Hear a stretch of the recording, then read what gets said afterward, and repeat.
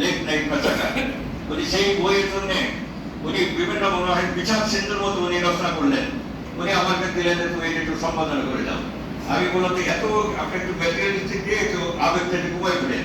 উনি সেভাবে করলেন এবং ওনার ছবিটা, বঙ্গবন্ধুর ছবিটা যেভাবে বৃত্ত হয়েছিল, ওই ছবিটার উনি সহজে তখন কালেক্ট করতে পারছিলেন না। বিভিন্ন তখন ওই ছবিটা কোথাও পাওয়া যেতেছিল না। অনেক যোগাযোগ করে আমরা বিভিন্ন টিভি থেকে আমরা ওই ছবিটা কালেক্ট করে ওনার বইকে অন্তর্ভুক্ত করা হয়েছে। সেই বসির মানে বাড়ি আমাদের এই চরকমরা করে, অথচ এই ঐতিহ্যের বাড়ি এই ফরিদপুরে।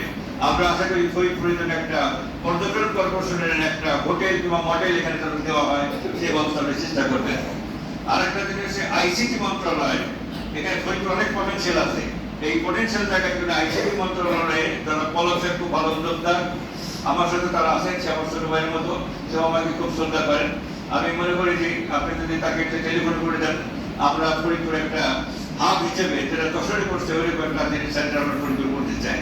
এটা যদি করা যায় আমরা তো আমাদের ফরিদপুরে যারা বেকার আছে ঘরে বসে বসে তারা ইনকাম করতে পারবে এবং আমাদের ফরিদপুরের অনেক লোক দেশে বিদেশে ছড়াই পড়ছে, সেই ইনকামটা আমরা আনতে পারবো। আর একটা ফরিদপুরের সৌন্দর্য বিদ্যা, এই যে কুমার নদী, এটা ফরিদপুরে গর্ব। এই কুমার সুন্দরী আবিষ্কৃত প্রায় একটা বাদ দিয়ে এটাকে আমাকে ডিস্টেন্স করে দিচ্ছে। ইভেন বর্ষার সময় এখানে পানি ছাড়া হয় না।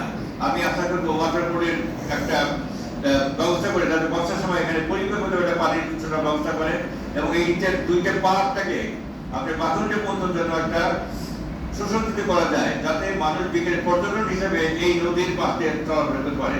দুই পাশে যে রাস্তা করে দিলে এই জিনিসটা আপনার একটাই থাকবে। আর একটা জিনিস আমার যেটা বলবো, পরে হয়তো আপনার সাথে আমি দেখা করে আমি আরো বিচিত্র বলবো। আর একটা ফরিদপুর শহরের দোকান কোনো বাউন্ডারি নাই, সব জায়গায় গেট আছে, ফরিদপুর শহরের দোকান কোনো গেট নাই।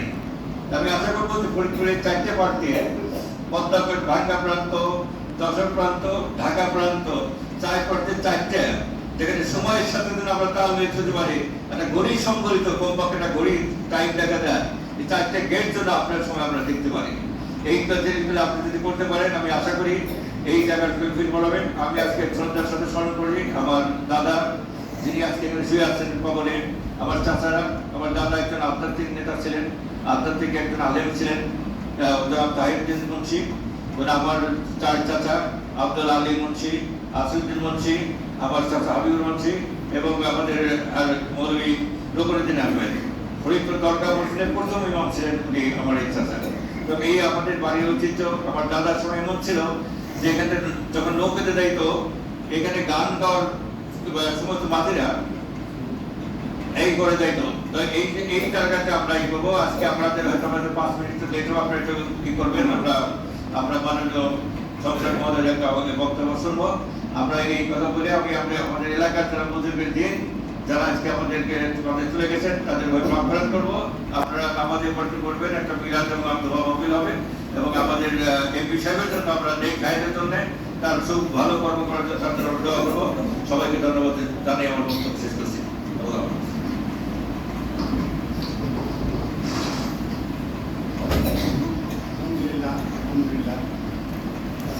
আমরা বক্তব্য শুনলাম বক্তব্য দেওয়ার সময় আমাদের মাননীয় যিনি মাননীয় সংসদ সদস্য একে তার মনোভাব ব্যক্ত করবেন। আমি তাকে অনুরোধ করছি তার মনোভাব মন্তব্য দেওয়া।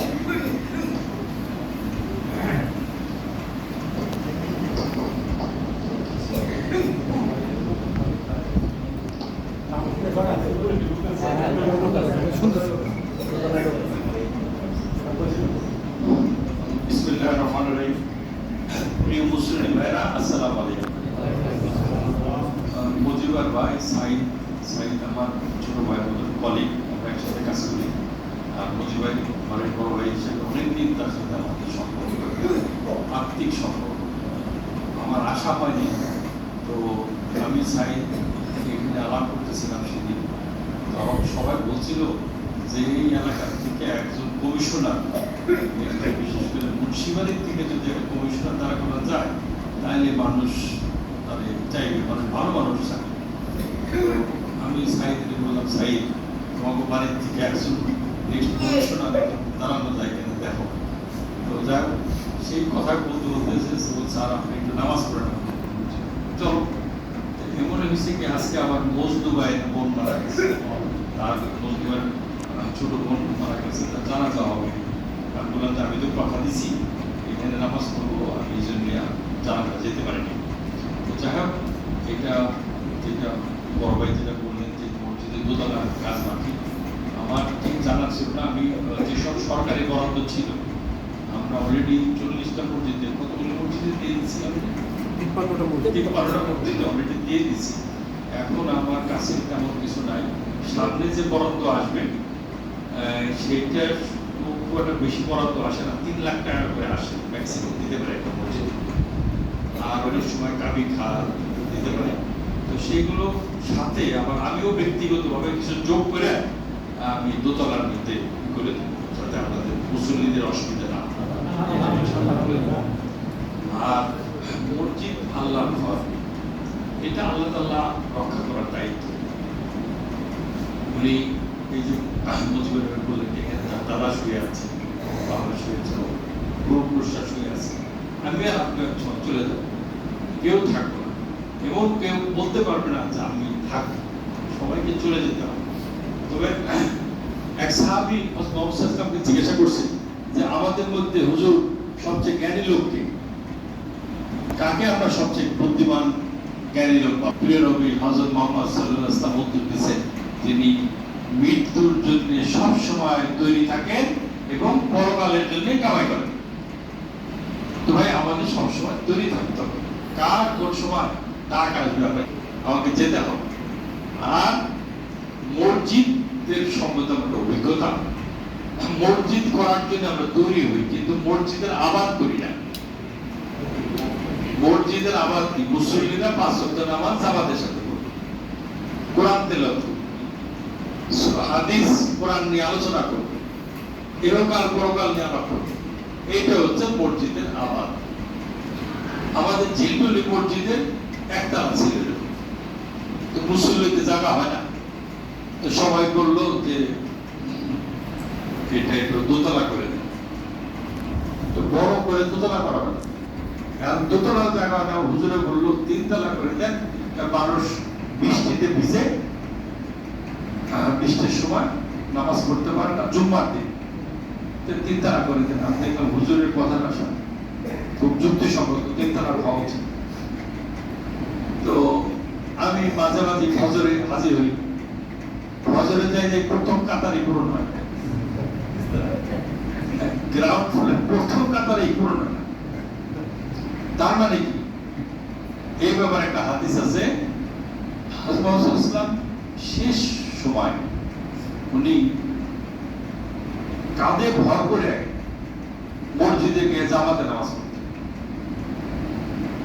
এবং বলছেন দুঃখ করে, যারা বাসায় একাকী নামাজ পড়ে মসজিদে আসে না, আমার ইচ্ছা হয় যে যদি ওইসব বাড়িতে শিশু এবং মহিলা না থাকতো, আমি ওই বাড়িতে জ্বালাই দিতাম।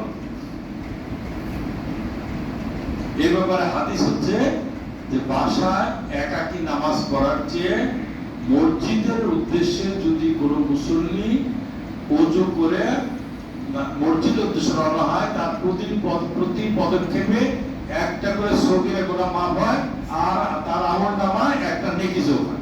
সুবহানাল্লাহ। আর বাসায় একাকী নামাজ পড়ার চেয়ে মসজিদে নামাজ পড়লে 27 গুণ বেশি সওয়াব হয়। তো সেই জন্য ভাই দোতলা ইনশাআল্লাহ আমি আমার সহকর্মী কামরুল সাহেব আছে, সাইদ আছে, আমার এখানে যারা বরাদ্দ আছে, কি কি বরাদ্দ আছে, এবার তো শেষ হয়ে গেছে, সামনের বরাদ্দ থেকে আর আমি নিজের থেকেও কিছু করে যত দ্রুত সম্ভব দোতলা যাতে মুসল্লির নামাজ পড়ে। কারণ খুবই মুন্সিবাড়ির মসজিদ তো অনেক জায়গা দিয়ে রাখছে, পূর্বপুরুষরা অনেক বড় করার সম্ভাবনা আছে।